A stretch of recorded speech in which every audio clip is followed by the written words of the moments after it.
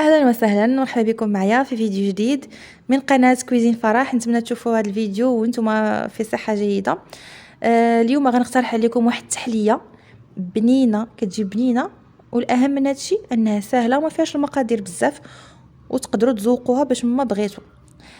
نخليكم مع المقادير وطريقه التحضير. وهاد التحليه هذه سريعه بزاف. المهم كنحتاجوا لها 700 مليلتر هكا ديال الحليب. انا درتو هنا في كاسرونه مازال بارد، مازال ما سخنتوش. عندي هنايا دانون فاني، عندي هنا بسكوي ديال بوتي ولا ماريا ولا كوكيز ولا اي بسكوي نتوما كتحبوا. انا هذا البسكوي هذا درتو هنايا في ميكا. غندقو مزيان بالمدلك، هو اللي غنديروا الطبقه الاولى ديال هاد التحليه. وعندي معلقه كبيره ديال الزبده، وعندي 3 المعالق ديال النشا.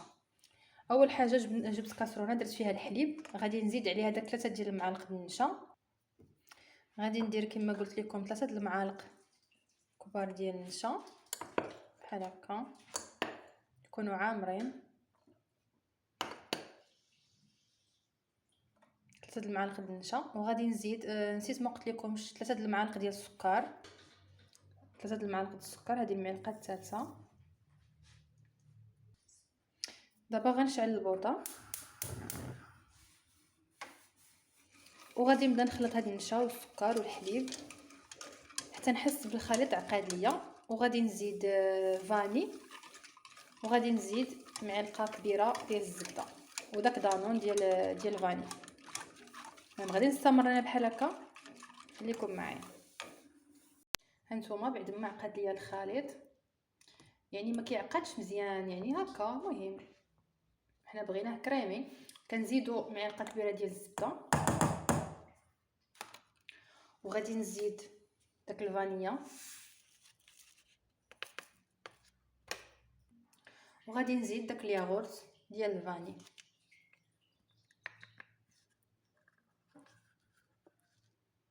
صافي كنخلطوا داك دانون مع داك الحليب والنشا والزبده وداكشي كامل اللي درنا. صافي هانتوما كتجي دايره بحال هكا. دابا غادي نكبها في الكؤوس. انا داك البسكويت راني دقيتو بالمدلك، كيجي بحال هكا، يعني ما كطحنوش، كيجي غير بحال هكا، كيكون هو الطبقه الاولى. دابا غادي ندير الطبقه الثانيه هي هذا الحليب هذا.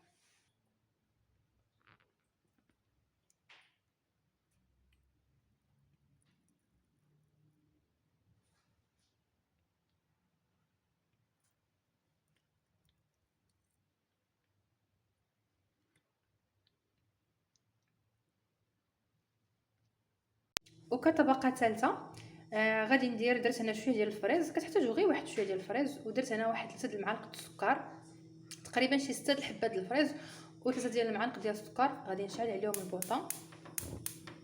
صافي وغادي نخلي هذا السكر مع هذا الفريز شويه يذوبوا، وغادي نمعسهم وغنديرهم كطبقه ثالثه. هانتوما ملي كيطيب هكا، المهم مع داك السكر وداك الشيء كيبقى طروفه.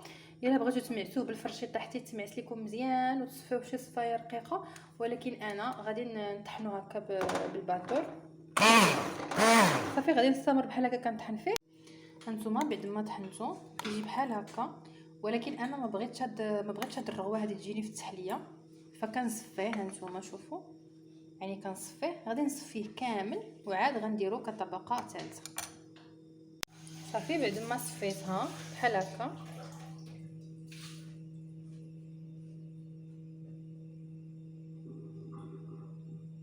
زدنا شويه. صافي بعد ما درت داك الصوص ديال الفريز من الفوق، كنجيب هكا واحد العود، هذا عود ديال الهامبرغر ولا. صافي وكنبدا ندير بحال هكا نتوما. المهم هذا كيبقى غير ذوق وصافي. بغيتو تذوقوا على هذا الشكل هذا بحال هكا. المهم كيجي بحال هكا، كيجي مزيون هكا هابط بالجناب. صافي كنستمر بحال هكا حتى كنسالي الكويسين ديالي كاملين.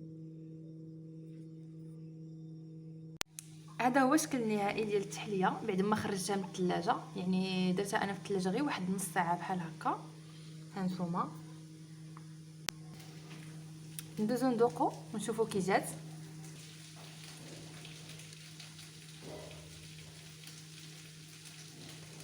هانتوما كتجي رائعه بزاف. كنتمنى تجربوها. ما تنساونيش باللايك والبارطاج وشكرا على المشاهده.